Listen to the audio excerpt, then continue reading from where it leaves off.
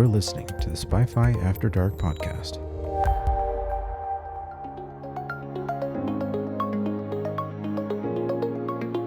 All right, and we are back, Spy-Fi After Dark, once again. What's going on, everyone? As always, you can find me on Twitter at Millen Tweets and Instagram at Millen Grams. We appreciate the support. And don't forget to hit that subscribe button, dog. Especially if you're on YouTube.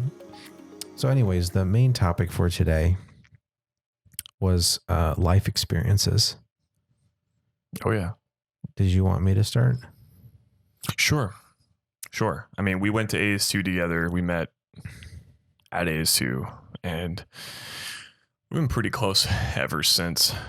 But yeah, I wanted to talk about like just any kind of life experience you've had that's been impactful, whether you've shared it with me or not.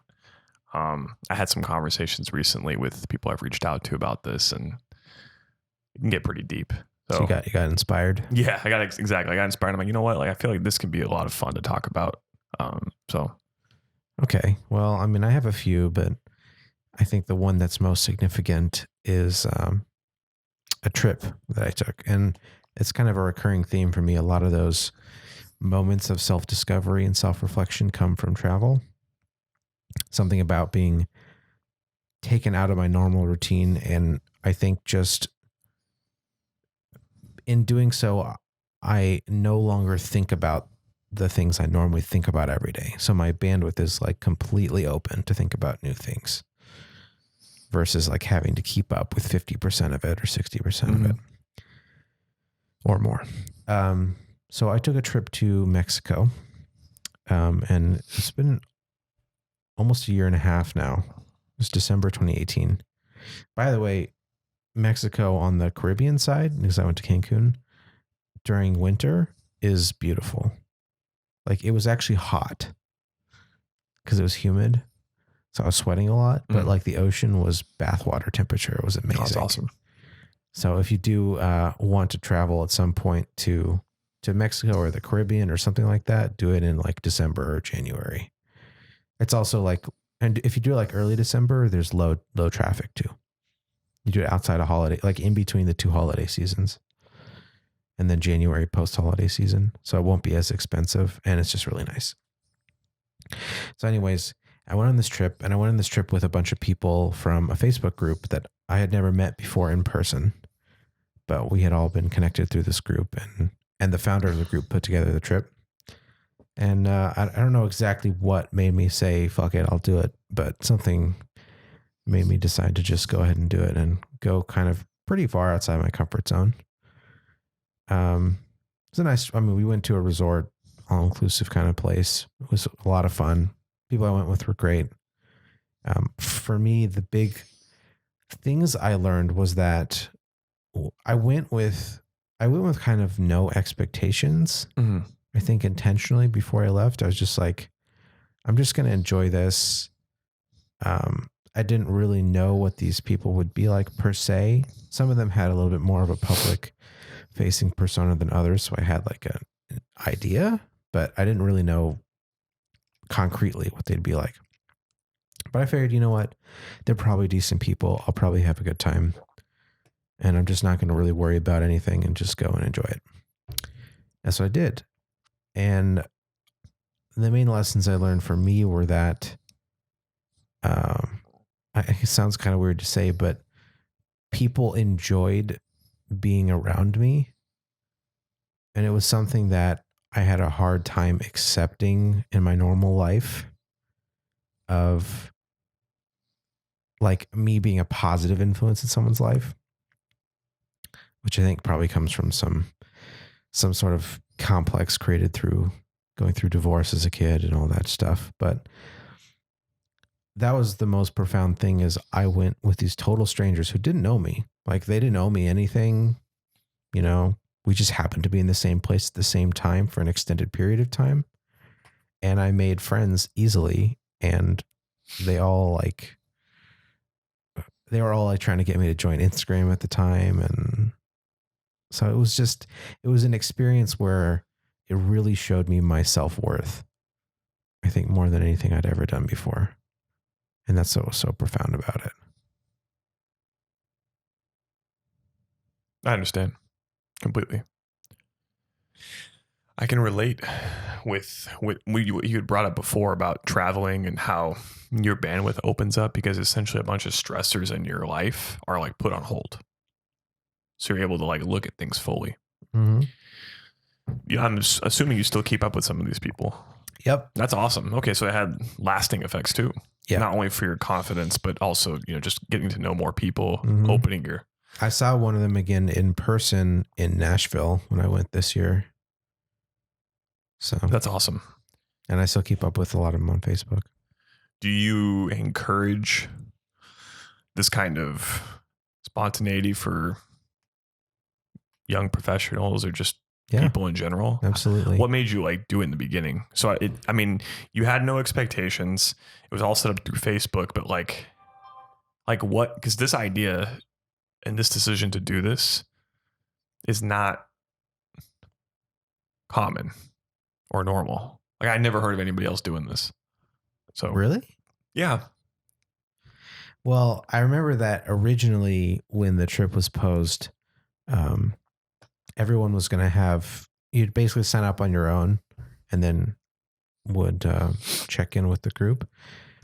And it was too expensive at the time on my own. But then like a month later, and this would have still been a couple months before the trip itself, the host, the organizer, the creator of this Facebook group put together and said, I will buy a larger room and you can split it across multiple people. So it's a little bit more economical. Mm-hmm. And then when she did that, because I had looked seriously about doing it the first time when she posted it. And then when she did that, she reached out to me early on because I was one of the first people to ask her about the trip. And then I just sort of did the math and I was like, you know what? I think I can do that. So let's do it. I don't really know if there was like a specific catalyst. I think part of me just wanted to do something like that. Mm-hmm. But like, I mean, the whole thing was so outside my comfort zone on a lot of levels. And in terms of A, going with strangers, and B, going on a trip to a place that's like, it's like a luxury trip. Like being luxurious to myself at that time was a foreign concept. Right. Like I wouldn't defied your routine. Yeah, preferences. No, I wouldn't spend money on myself for the most part. I'd buy myself like a little thing here and there. Everything was for general functionality, right? Yeah, pretty much everything had utility. Yeah. Aside from like buying a video game or something. I remember that. Yeah. So there are very few purchases I made purely for in the sense of like, I deserve this. Yeah. Or like indulgence kind of thing, like enjoying it to enjoy it. Yeah. And since then, my attitude has obviously changed, especially this year. It really kicked into overdrive this year. And it helped that this year I have much more disposable income. So I can do those things that, I consider a lot of cases, not all of them, but a lot of those are like investments in yourself to a certain degree, depending on the context. And actually, even the original trip was kind of pitched a little bit like a networking trip because the Facebook group were all people who are like young entrepreneurs or people who are interested in that lifestyle. So I figured it would even be practical in that sense of getting to know some people with those interests because I certainly identify with that. Yeah. I'll say this before, just to interject, you can continue. Like I've noticed that as I get older that like I do things generally in a particular way specific to me. And like you might do things your way. People do things their way, right? And like we all have like different routines and interests and preferences, but I always feel like your mindset is so important regarding how you live or how you position yourself in life. Because what I mean is like you could like be outgoing and do these kind of things, And you could do it just for the sake of doing it and just for indulgence, or you could also be doing the exact same thing, but like doing it for yourself. I feel like just awareness and having the mentality that like you can do things in life to better yourself. Does that make sense? Like you can do a lot of things. Like what I mean is like you could, for instance, you could spend money on like nice clothes and like try to optimize how you look. And you could do that just because of like a primal like desire to not be insecure.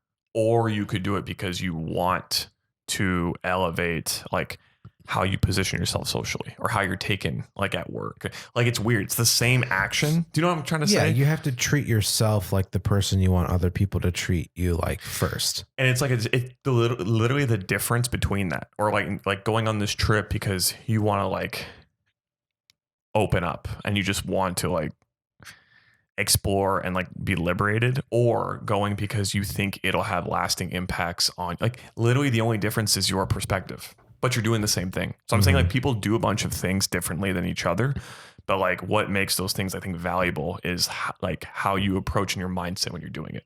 Like I could go to the gym, for instance, just for the sake of like enhancing. You go to the gym for vanity, or you go to the gym for personal development. And like to structure my week, to help me structure. Like it's weird. It's like just a slight difference in how you look at something, not really what you're doing. I've noticed as I'm getting older, it's okay to do things a certain way. Just make sure you're doing, you have like the right mindset behind it.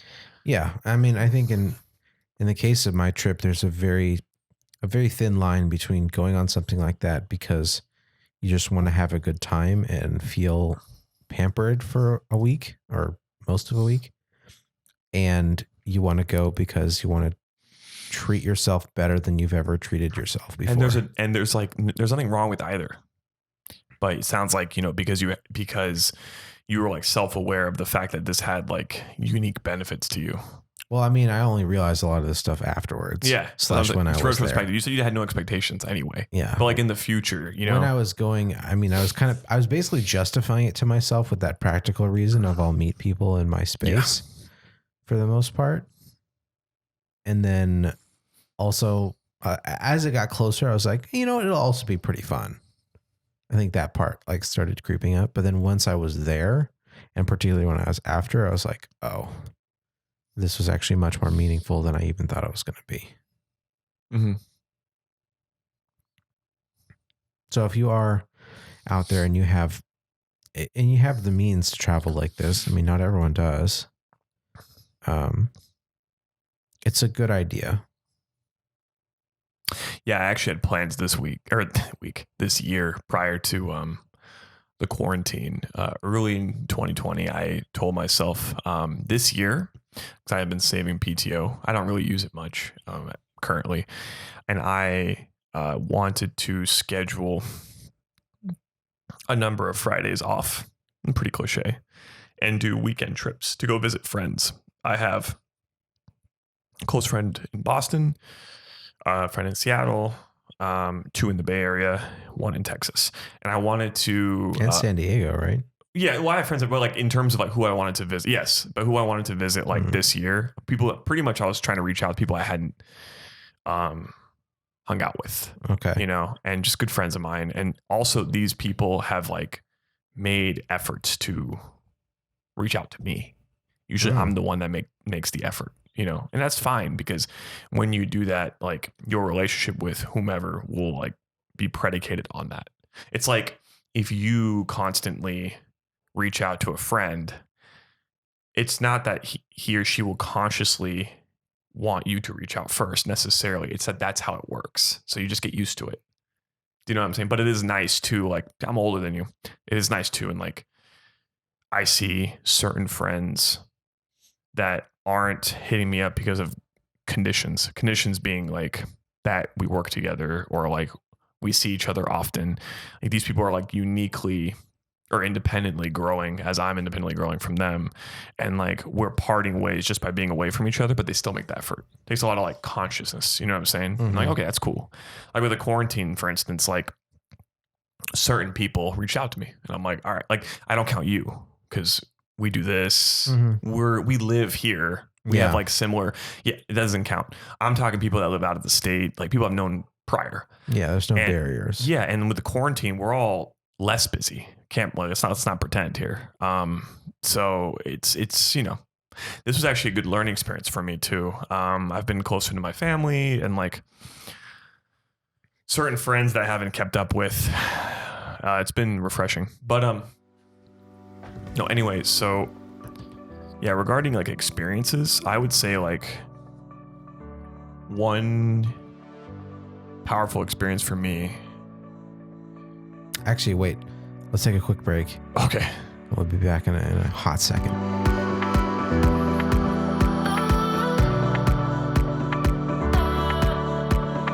Hey there, podcast listeners. This is Millen Singh, host of Spy-Fi After Dark. I'm here to just please ask you to rate and or subscribe on whatever platform you might be listening on. It really makes a really big difference to us, and it makes us feel really good about ourselves, so you really should just do it for that reason alone, honestly. But seriously, it boosts our organic search rankings and makes it easier for people to find the podcast. And so it would really help us out a lot if you could shoot us a rating, subscription, whatever's applicable on whatever platform you might be listening on. Anyways, that's it for me. Let's get back to the episode.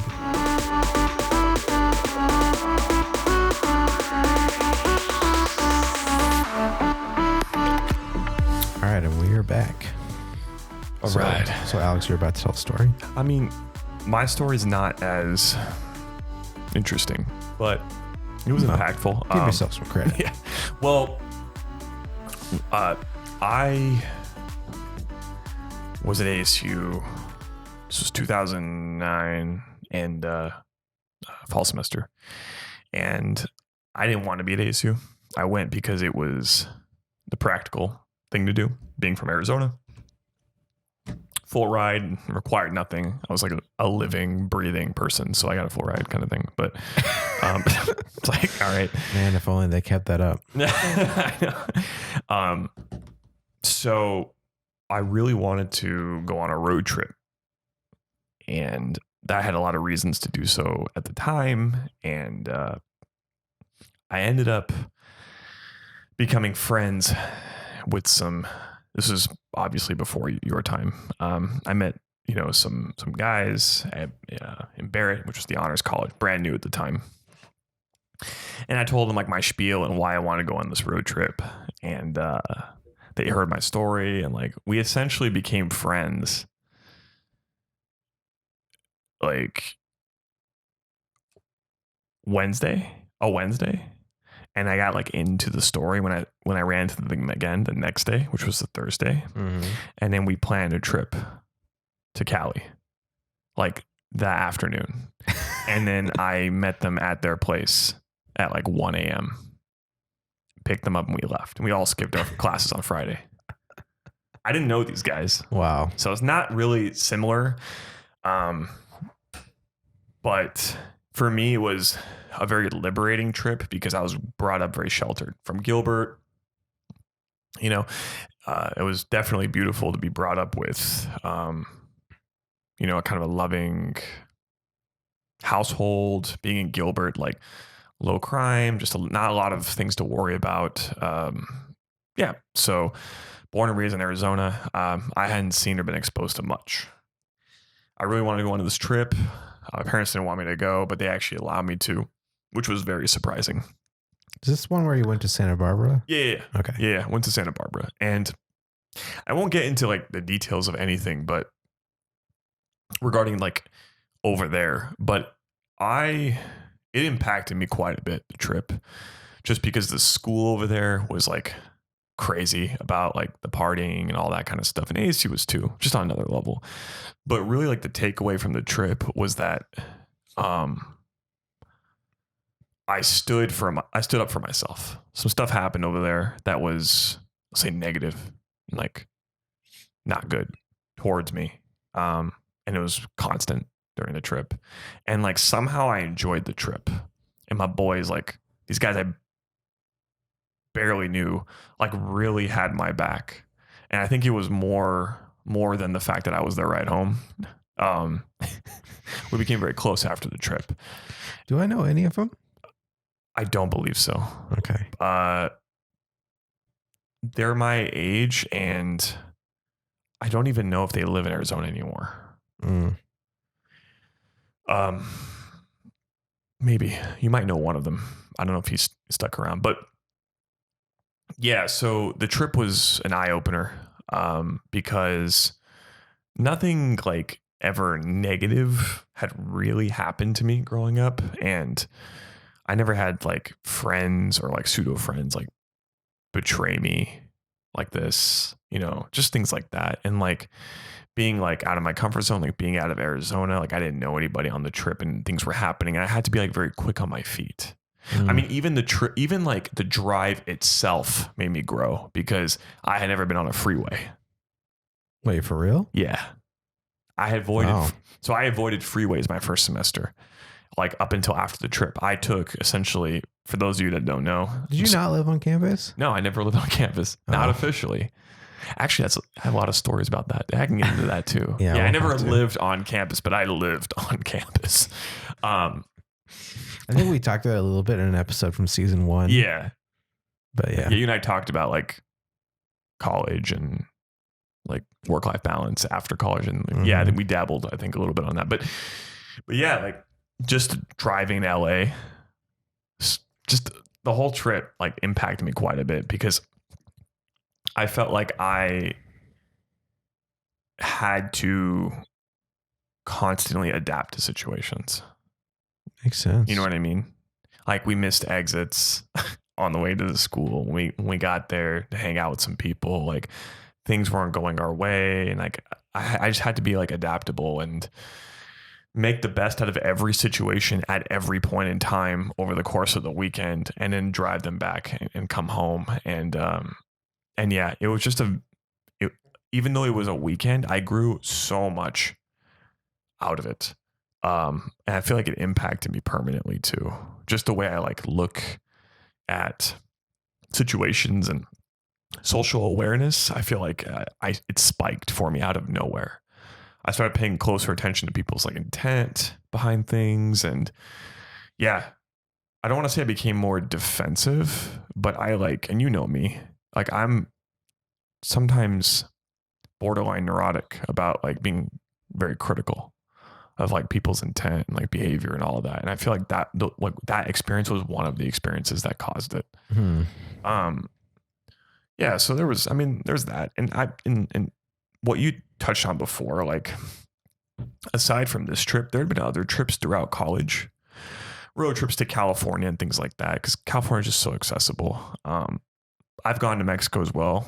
Nowhere in deep Mexico, and I really need to. I'm definitely missing out, but like, did you go to Rocky Point? Rocky Point like twice, and like Ensenada, but like it's hardly Mexico. Yeah, I feel like Rocky Point doesn't count. It doesn't because it's basically an extension of California. Yeah, like a poor extension, and I mean that in like multiple senses. It kind of sucks. Yeah. From what I hear, it's pretty rough. It's rough. It's a border town. Border towns are usually rough. It's sad. Pretty rocky. Point taken. Yeah. And another problem with, sorry to go on a tangent, but another problem with Rocky Point is that Rocky Point is so like hyper catered to tourism that there's like this crazy dichotomy. You have like the city, which is like poor, and then you have like these ridiculous resorts like a couple of miles away, and there's like no reason to not be at the resort. Mm-hmm. But that like you're essentially not in Mexico. You're like isolating yourself. There's nothing. It's just barren. I think Cancun is pretty similar in that regard. I think there's more going on in the city. So I only went into the city once when I did go there. Got it. And we didn't see much. How's the food out there? It was so all the food I ate was at the resort. Was it good though? I same here, by the way, mainly. It was generally good. There were some things that were not as good as they could be. But depending on where you went within the resort, generally it was pretty good. There were definitely some, because there's like 13 different restaurants or something. It was a really big resort. That's awesome. It would take you a good 20 to 25 minutes to walk across the whole thing. What? Yeah. Maybe like 15 if you were brisk and you like took the right shortcuts or whatever. Oh, so it wasn't tall. No.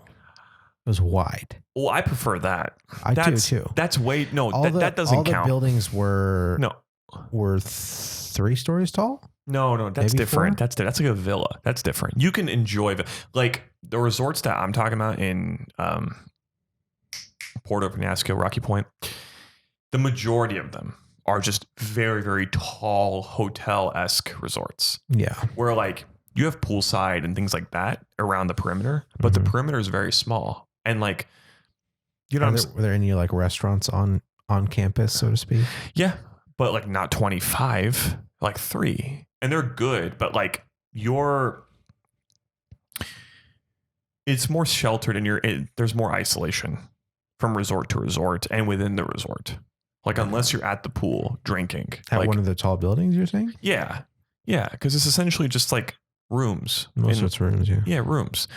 I think there are villas or like that style of resort in Rocky Point, but the popular ones are put together like tall hotels essentially. That just means people are stupid, man. Yeah, like I would go to the beach and like join random volleyball games and stuff. But the one I went to was, first of all, it was beachfront, right? So they had a good stretch of beach. Yes, that makes sense. There was also, like I said, I think there was like 13 restaurants, more or less. There were another like 6 or 7 bars, and then a bunch of villa style places with all the rooms, and then there was like 5 pools, like spread out across the property.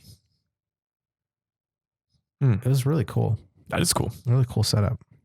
I mean, if I was going to go to a resort type vacation, that's the kind of place I'd want to go to. Yeah, no, 100%. Because like you're really encouraged to walk around. Mm-hmm. And it's funny, even when I was there, I mean, I ate a lot. I don't drink in my normal life, and I drink there, not a ton, but obviously like a couple drinks, 2-3 drinks a day, probably 4, maybe 4.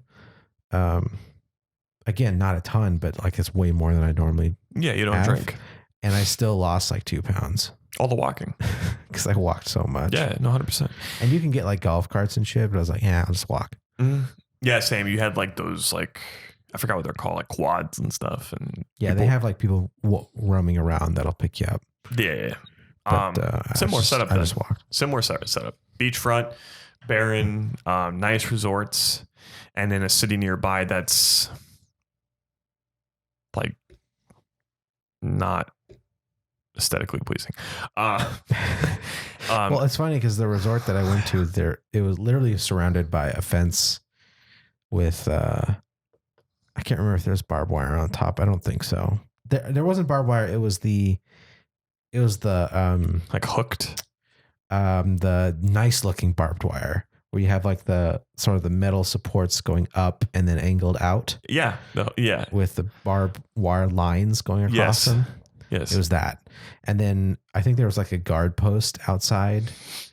And I remember the photos on Google Maps had like neighborhoods outside that looked like basically like dirty suburban neighborhoods. Like they didn't look like awful, but they basically looked like a normal suburban neighborhood in an American city, just dirtier. Yeah. It's just a dichotomy. It was an interesting. Like next to when they're positioned like that, next to the resort, it looks crazy. Yeah, there's like no zoning laws. You know, they're just building wherever they want. Yeah, wherever. Yeah. Yeah, I have a similar story to that. The whole like weight loss thing because of the encouragement to walk.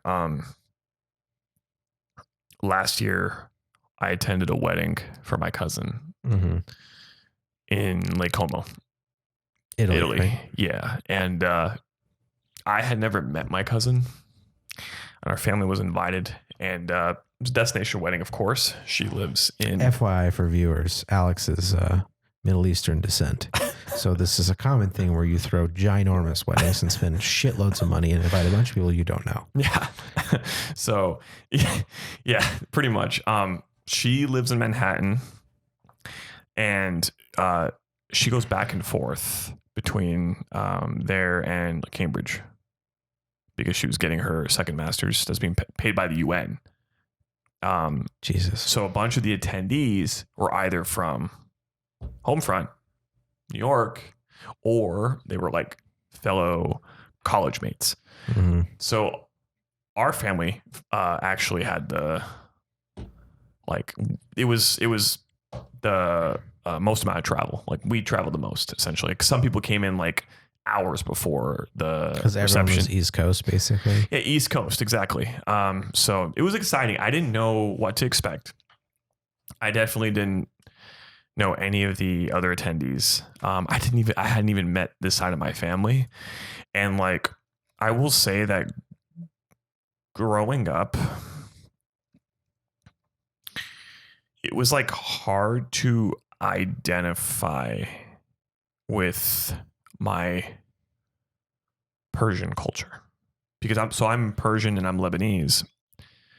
I haven't been to Lebanon or Iran, and the only aspect of like Persian culture I had been exposed to that I could actually like chew on and understand was that like my Persian family side really wanted to be successful, and like other Persians in my community really wanted to be successful, but that's not culture. I thought you were going to say food. No, that too, but like every culture has delicious food that I could chew on. Yeah, I know, right? I should have just gone with that. Yeah. But no, I was definitely raised with like awesome food. Like both my parents, it's great.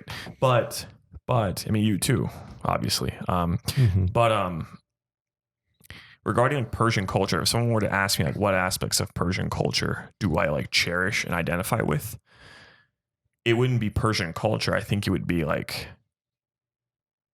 more pertaining to like how people want to live their life. And it's not like Persian-esque. It's just for instance, like I took away the notion that like my Persian side always pushed for like a higher level of education and like success. But that's not a Persian it's not thing. Inherently Persian. It's because it's because your Persian comes from the upper class Persian. That's what I'm trying to say. Like, so yeah. But without that, there was nothing to identify with. Yeah. So that's identify with basically the class your parents came with as opposed to culture. Exactly. And so that was tough. And I kind of was worried about that aspect.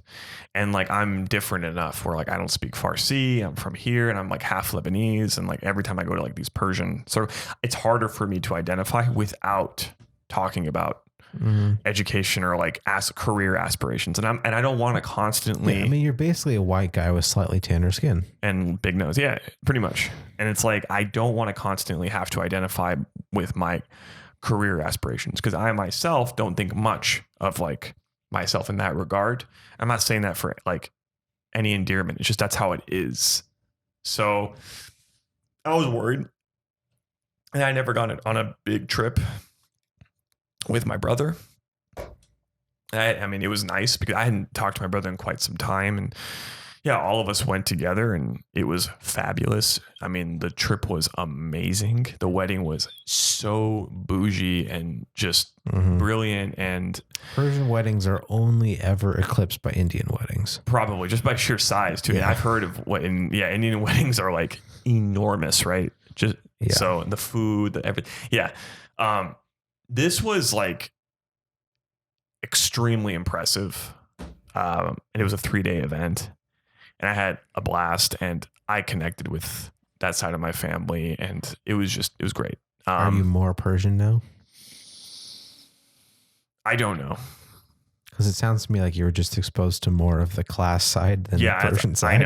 I know. I wasn't going to say that, but essentially like I connected with my family more and I'm like I can identify with my family, but if someone were to ask me like, what's Persian culture? I wouldn't exactly know. I'm also not Islamic. My mom's not Islamic. So like, I can't even lean on that thread either. Yeah. It's just weird. Like I don't, there's something to do with rugs in there. Probably. Yeah. Just fine dining, fine rug, like fine everything.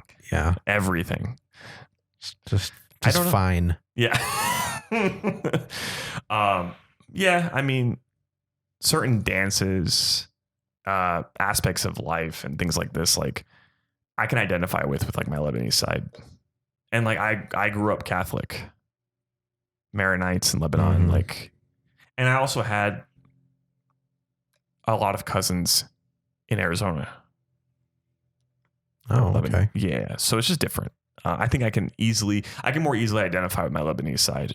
I like being Persian, but yeah. In contrast, I had no cousins from my Indian side in Arizona. I had an aunt and uncle for a while, but they moved to Seattle when I was like 9, 8, 9, something like that. Yeah. Most of my Indian family's in India or Australia. More of my Persian side resides here, but not in Arizona, in the States. And then a lot of my Lebanese side resides in Arizona, but the majority of them are still in Lebanon. Okay. So, yeah. All right. But on that note too, I've like always had quite a bit of bias for California, like positive bias, because when I was a kid, I would frequent California to see family on my mom's side. And like, I loved California growing up. California. Yeah, dude, so much. I did too, honestly. Dude, it was, yeah. We didn't go for family per se. We just went, when I was younger, we went a handful of times for vacation. Yeah. I was, both my brother and I, but particularly I was really into Legoland. Awesome. Yeah. So we went and we stayed in Carlsbad. Carlsbad's gorgeous, dude. Yeah. Carlsbad's awesome. I loved like La Jolla. I remember the first time we stayed there. I got out of the car at the hotel and we were very close to the beach and it smelled like fish because there must have been like a pier nearby. And it was the first time I had ever experienced like overwhelming smell of fish. And I was like, what is going on? It was like a sensory overload. Yeah. And then like by the next day I was used to it. But yeah. It's like when I walked into like Lily's Market for the first time. Yeah, exactly. Just straight up. Exactly. I was like overwhelmed for like the first like 2 minutes. Exactly. Yeah. Yeah. All right, we're taking another quick break and we'll be back in a minute.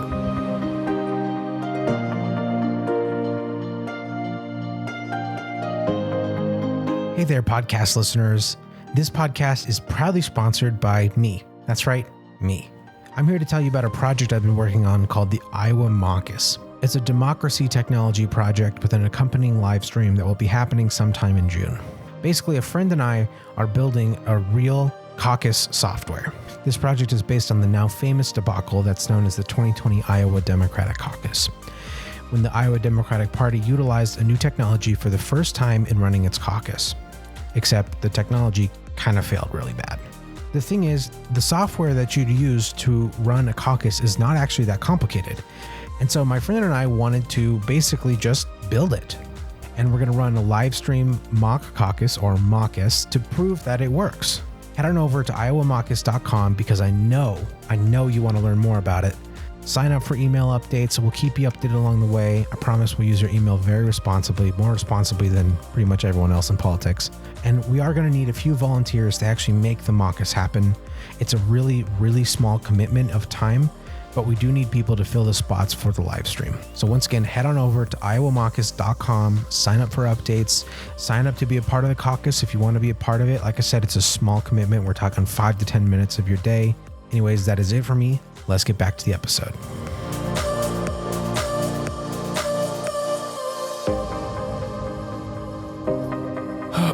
Okay, so we are in our final stretch here. Another, 20 minutes or so. Maybe less. What do you want to talk about at this point? I don't know. Things we like to do once the quarantine subsides.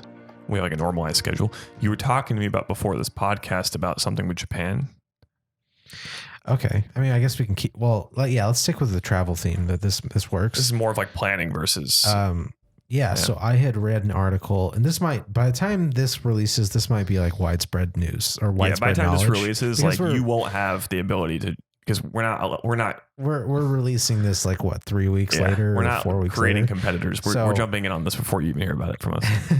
So I read an article that Japan is creating a large fund of $12.5 billion that they're going to use to subsidize people's trips to Japan over the summer, assuming the coronavirus continues to be managed. Basically, they're going to host the 2020 Olympics over the summer. That has been postponed by a year. And so they're trying to sort of make up some of the costs that they incurred in making that happen and try to get some tourism, because Japan has a lot of tourism every year. It's a big part of their economy, and they're really hurting because they don't have it.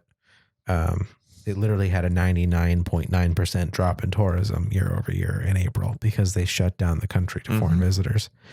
So they're going to reimburse apparently up to 50% of your trip costs.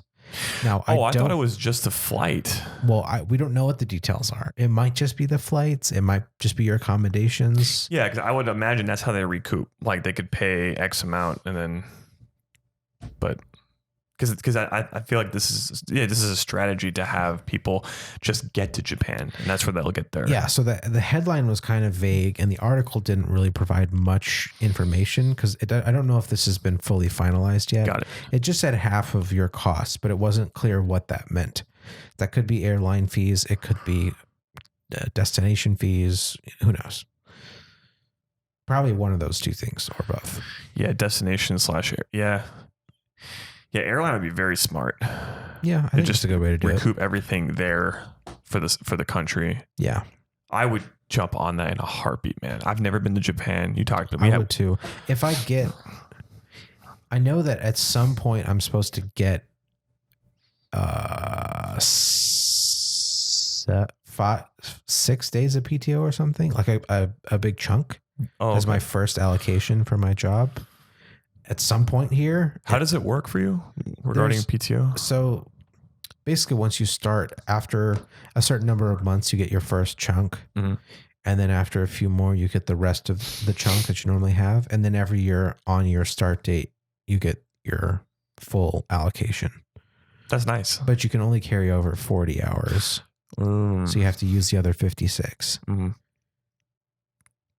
I think you get 64 or 8 days is your first chunk. Nice.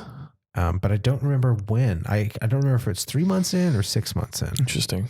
That's a very different system than what we have. So like now I do have 3 personal days that apparently you get those immediately, and you get some sick days immediately. But the personal days are supposed to be in case something like comes up that you have to do, or if you wanted to do like a little trip before you got your full PTO. It's like built for that. There's some flexibility regarding personal days. I don't know if we actually have like explicitly like a number of personal days. We do get the sick days obviously up front. We don't get PTO up front. Is yours just accumulated over time? Accumulated by essentially by paycheck. Like that's the cadence. You'll get like a number of PTO with your paycheck. Granted, I don't think part of it for us is we have to use them in 8-hour chunks.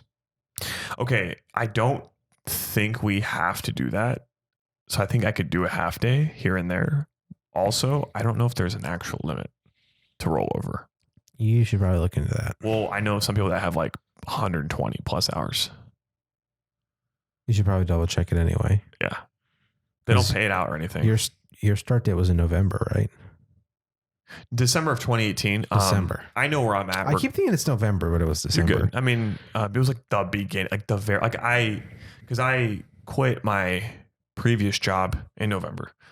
I mean, I started the very beginning of December, so essentially November, December. And but that's when your rollover date will be. Yeah. Yeah. For me, it doesn't matter. I haven't been long enough at this company to like even have to check that kind of thing. Like I only get like, as of now, like 3 weeks or something. Yeah, but you don't want to end up losing out on a week of vacation because it expired. No, right. But like, I do know that like, I wouldn't even approach that cutoff based off of like what people have accumulated, because I burned 2 weeks last year just with that wedding.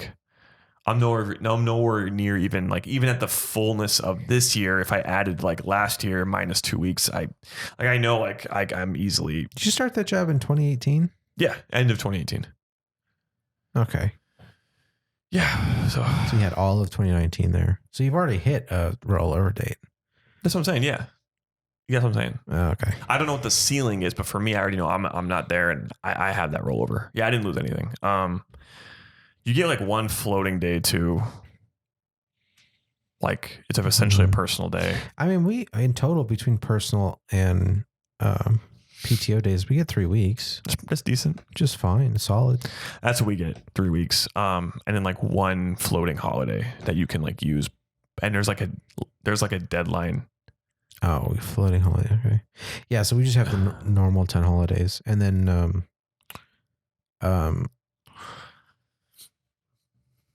sick days are separate. Yes. I would love to just. But if I have the PTO days available, I'd be down. Yeah, I would love to like burn my PTO on a trip to Japan. Are you fucking kidding me? It'd be ridiculous. It'd be sick. You know I love fish. I love fish. Hell yeah. I'd go just for the sushi, man. Oh, dude. Oh my God. I'm literally going for the sushi. Oh yeah. Just like go to like Kyoto or something. Yeah. Maybe get out of the bustle of Tokyo. I mean, Tokyo is like the place that everyone talks about. I'll stay there for like a day or two. Oh yeah. Apparently Kyoto is really nice. Mm-hmm. Look for some Wagyu. Oh God. Oh. I wonder if that'd be expensive. I imagine it would be. Yeah. It's probably less expensive than in America, but yeah, it's expensive. Oh man. And get some hella sushi. Oh, get some of that authentic sushi. Apparently, even the sushi at like Kmart, you know, or like gas stations is like incredible. Over there? Yeah. Oh my God, dude. Oh. I hear that all the videos I watched where people went to Japan, they'd all stop at like a gas station just because everyone's like, oh, that's like good food. And they'd like get something there and be like, this is fucking amazing. Like, why is this at a gas station? I don't understand. Just a Kyoto Mart. Yeah. Like what? This would be in a fucking 4-star restaurant in America. That's insane. Yeah. I wonder if it's cultural. Just a lot of pride in the food. Yeah. Who knows? Dude, it's just pride. Mm-hmm. Like Japan actually has like pride in their country. Mm-hmm. I give them props. It's coming from like complete ignorance. I've never been, but like, I just feel like Japan doesn't have a lot of resources inherently, and they're small, and they're like a super country for what they are. Yeah. They don't have a lot there. Yeah. So I don't know. They really make the most out of it. Yeah. I don't really know what they have leaned on regarding like exports. Like that's just symptomatic of resources that they had available. Like what do they? There's got to be something because they're like the 3rd largest economy. That's in what the I'm world. saying. I don't know if it was all just like technological or if like there's definitely software exports. Yeah. There's definitely car exports. Right. But yeah. Okay. There is that. But there's other things. I'm sure they got some precious metals and shit somewhere. Maybe you're right. Maybe some oil deposits. Maybe. You know, I'm sure they got some. I just always thought they were like a less privileged Definitely China. Tourism. Yeah. I guess so. Denser. Taller. Richer. Per capita. More developed. Yeah. I want to know how that country's like. It's pretty amazing that they like totally bounced back from World War II. Mm-hmm. Like basically people don't even realize this. Before World War II, like when World War I was going on, Japan was basically a feudal society. Like it did not look like a modern society. They were xenophobic too. Yeah. And then I think a new emperor took over and was like, we're going to fucking modernize this shit. And between World War I and World War II, they totally reinvented themselves, became like a world power. It was like a late stage industrialization. I do remember that. Just rapid industrialization, world power. They get destroyed in World War II. It's still just wrecked. Look where they're at. That's what I'm saying. I don't know like how they did it. All these years later, they have completely like within like 20 or 30 years, I think of World War II, they had like completely reinvented again.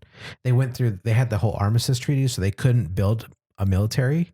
Like they were very limited in terms of their military, so they couldn't spend money on it. So they just spent money on everything else. And they just became this crazy industrial power. And now they're like I think they're actually the 3rd largest economy in the world. That's what I'm saying. Like I don't know how that country did it. It's crazy. Goes to show the ingenuity. Well, we have like 7 minutes left or something. Okay. So maybe we can just talk about like trips we'd want to take. Oh yeah. Yeah, 100%. Like what's on your bucket list? Definitely. So you want to go first or me? You can go first. Okay, so within the states, I want to go to Portland. I haven't been to Portland. Okay, seconded. We'll do states and international. Yeah. I've been to the East Coast. I haven't seen Miami, and I haven't been to Atlanta. So I think for just out of curiosity and what I've heard from friends, those are probably the 3 cities I would make the effort to go visit right now. And then also Manhattan, just to see those cousins. That'd be nice too. Maybe I can make that happen this year. Have you been to NYC? You haven't. No. Yeah. Okay. My sister has. I need to go. So I'm only going to count places we haven't gone. So I have gone to NYC, so I won't count. Yes. So domestically, I really like the South. I also want to go to Portland. Mm-hmm. Also kind of, apparently, I mean, you keep saying Santa Barbara is amazing, so I wouldn't mind checking that place out. It is. I want to go to Hawaii for sure. Oh shit, I forgot about Hawaii. Savannah, Georgia. Mm-hmm. Probably Florida once just to see what it's all about. Because like people keep hyping it up. / the news is like Florida man, you know. Mm-hmm. And then maybe something like North Carolina, somewhere in there. Mm-hmm. Something like that. Cool. And then, I mean, I've technically been to Austin, Texas, but it was literally for a half day. I feel like that doesn't count. So I need to go to Dallas. I've never been to Dallas. I have been to Dallas. In Austin. I've been to Austin. I think I've been to Dallas. Shit. Yeah, I've Texas definitely too. been to Houston. Maybe I haven't been to Dallas, actually. Yeah, I've been to I've hit a decent spread domestically, but yeah, there are still plenty of cities. Okay, what about international? International? Well, I got some shit on this list. I know this might take a while. Might have to go back and forth. All right, let's go by region. Let's start with Europe. Europe? Does the Middle East count? No, it's not in Europe. It's in Asia. I know. Lebanon, though, is kind of like it's a close call. But it's in Asia, though. Yeah. We'll It technically is count it in Asia. But Europe, I would like to go back to France and see Nice. Because you've been to Paris, but not. Yeah. not Just to get anywhere more else. flavor from France. Spain would be nice. My parents have gone, talk highly about it. I've heard great things about Germany. I think Germany would be awesome. Mm-hmm. See. Austria. Some family in Austria and Vienna. Okay. And I've heard Vienna's gorgeous. Definitely a must see. And Switzerland. I was close in Lake Como to see the Alps, but yeah. What about you? Okay, so Stockholm, Mm. the Netherlands. What's the city in the Netherlands? I'm forgetting the name. Which one? Their capital. Cut to a break. I look like an old uncultured swine over here. know. Whatever that name is, I'm forgetting it off the top of my head. Portugal, Oh, I forgot about Portugal. Yeah. Spain, the French countryside, northern Italy, southern Italy. Well, I missed that opportunity. My parents went to Milan. No, that's northern. No. Oh, in southern Italy? Yeah, the Is Rome in southern Italy? no. They went, and I was supposed to go, and I ended up not being able to go. I'll get to it. Definitely Germany. Oh, Amsterdam. Amsterdam. That's fucking, yeah. Well, like I know the name. I'm forgetting it. Yeah. I've I've been in the airport. I Okay. think. I think maybe even like Poland, like Warsaw Oh, cool. would be kind of cool. But I kind of like do the spread, you know, Amalfi Coast. Amalfi Coast. That's where it was. Parents went. Oh yeah, that's like apparently like very wealthy area, right? Lake Como is actually very wealthy. Amalfi is, I think there are pockets of that, but Amalfi, like you'll get more of Italy. It's less like catered to tourism. Lake Como is Greece. That's in Europe. Yeah. Definitely Greece. Mm-hmm. That's actually like one of the ones I really want to go to. It's high on my list. Okay, so what about Asia? Thailand. George went, told me great things about it.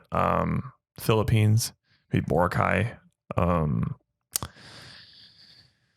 Singapore, just to see the infrastructure, things like that. You remember Freya?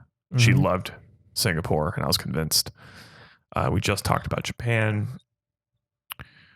I have mixed feelings about Hong Kong and areas in China. I mean, I could do Hong Kong. Yeah, I could. Or Taiwan. It's not like a must see for me. Taiwan. Cool. I don't think I'd do mainland China. And then I'd be too worried about tracking and shit. Yeah. The government. Yeah. But Hong Kong and facial Taiwan recognition are still and all that stuff. Separate enough that won't be an issue. Yeah. And then with the middle, like I wouldn't mind going to India. I'd like to see India. And Tehran, specify that if I'm ever going to set foot in Iran. And Beirut in Lebanon. What about Israel? Yeah. I've heard great things about Israel. So Tel Aviv? For me, definitely Tel Aviv. Probably Jerusalem too. I mean, I'll do my birthright trip at some point, so yes. I will go to see those. Yes. And then I think Lebanon sounds dope. I'd be down. Depending on the political climate, I'd be down for Tehran too. I feel like Dubai is like... Yeah, we talked about this. Just see it. Yes. No, yeah. It'd be just so ridiculous. Or Abu Dhabi. Yeah. Definitely Singapore. Definitely Seoul. Oh, I forgot about Seoul. Definitely Japan. I'd be down for maybe a Hong Kong. Apparently Hong Kong is like amazing tailors too, so I might like get some custom suits or something while in there for like $200 each or whatever, or $400 each. I wonder if Indochino is for out of Hong Kong. Have you heard of them? No. They're like it's like a suit supply competitor. Oh, okay. It's very possible. They actually have an outlet at them. Anyway, go on. I might do the Philippines. I feel like there's some islands out technically in Asia. Like, where's the Galapagos? Is that in Asia? I don't know off the top of my head. I actually don't know. Or like the Maldives. Is that in Europe? Let me see. Man, I'm so ignorant. Places like that. Dude, I really just want to see like pretty much everything. I love animals. So like Galapagos and things like that would be awesome. I honestly think at some point there's going to be a period where I pack up my home for like 4 months and just jet set around Europe and Asia and just kind of do it all at the same time. Maybe even a little bit more than 4 months. And the reason I say that is because I think it would be less carbon footprint to do it all at the same time, or like try to group as much of it as possible. Maldives is, by the way, just south of India. South of India? Yeah. Okay. Yeah. So definitely there. And yeah, they're definitely like that area, Indonesia, Malaysia, like Philippine area, tons, just peppered with islands. Yeah. So I'm sure there's some good places around that area. There's Australia also down below. Yeah. That's its own continent. I know. But yes, Australia for sure. Well, I know that's going to come up. Like, would love to see Sydney. 100%. Yeah. There's definitely multiple cities in Australia I'd love to see. Yep. And then in Africa, I'd be down to see South Africa and Morocco. What about Egypt? Egypt, yeah. Oh, Morocco would be great. I've heard that Morocco is amazing. Yeah. Yeah. I mean, there's also a lot of Spanish influence up there. Yeah. And French. Yeah. It was a French colony for a while, but it's also like right next to Spain. Also maybe like Liberia or something, because they have a very like forward-thinking country, apparently. And then in Latin America, trying to like speed this up because we're a little over. We can just keep going and going. I know this is gonna be all day long. In Latin America, I mean, definitely Cabo. I've been to Cancun, but I haven't been to Cabo. My girlfriend's been to Cabo. She recommends it. I feel like I'd be down to see Rio. Mm-hmm. I think that would be like a trippy experience, but I'd be down to see it. And then maybe like definitely stuff in the Caribbean. Pretty much every island in the Caribbean I'd be open to seeing. Yeah, I would like to see Brazil, Honduras, Colombia, Cuba. Oh, Cuba. Yeah. Just curious. Cuba's a very, very cultured place. Mm-hmm. Dude, I'd love to like go to a salsa bar there. That'd be crazy. Oh, yeah. Just like all these natives that are just like perfectly fluent. And you're just like, how do you, what? Yeah. How's the per capita so high here? I think that, isn't that like, did we miss a continent? I guess we missed North America, right? Yeah. Which, by the way, I've only been to. I mean, we did the States, did most of it, but I'd also go to Canada. Yeah. So I've only been to Vancouver. Mexico's technically North America. Right. I've only been to like British Columbia / like Vancouver. And that's like an extension of the Pacific Northwest. Yeah. I'd like to see other areas of Canada too. I haven't been to Canada at all. Canada's awesome. I'd go to everywhere, maybe except Quebec, because they're like really egotistical there. Apparently, I did not know that. Yeah, they're kind of like harsh to foreigners. What? That's ridiculous. That's what I've heard. I mean, that could just be pure slander, but for some reason, I want to go to Toronto. I just heard hell yeah, Toronto. That's where it's at. Yeah, Toronto and then Vancouver. Dude, Vancouver's awesome. Yeah. Family there, so I went when I was younger. Yeah, definitely want to go to both of those. Faux show. Did we cover every continent? Right? Asia, Europe, North America, South America, Australia, Africa. And not Antarctica. Not Antarctica. Yeah, okay, good. I wouldn't mind flying over Antarctica just for the experience. Getting shot down by the military. That'd be great. Shot down by the UN. Yeah. How ironic. All right. Well, that was a fun podcast. Why is there an Earth ends here sign? We're losing air pressure. What? There's a giant waterfall at the end of the Earth. Helicopter flies down. Well, that was a good time. Yeah. We will. Actually, we should probably do an outro, huh? Oh yeah. Check out, YouTube. We need subscribers. I need 100 subscribers at youtube.com/SFAD. We were trying to diversify, strengthen our cross-platform base portfolio. Yeah, pretty much. So please support us on smash that subscribe button. Multiple platforms. We'll keep it coming. Like Millen had mentioned in a previous episode, we're trying to do 2 episodes in preparation per visit when we get together so that we constantly have content for you guys. Also, you can comment and let us know what you want us to talk about. We'd love that too. So yeah, if you want to email spyfiofficial@gmail.com. I'll read it. I'll respond to it. Yeah. So just trying to provide awesome content for you guys. So keep listening. We appreciate it. We'll see you next week. Yeah. Take care.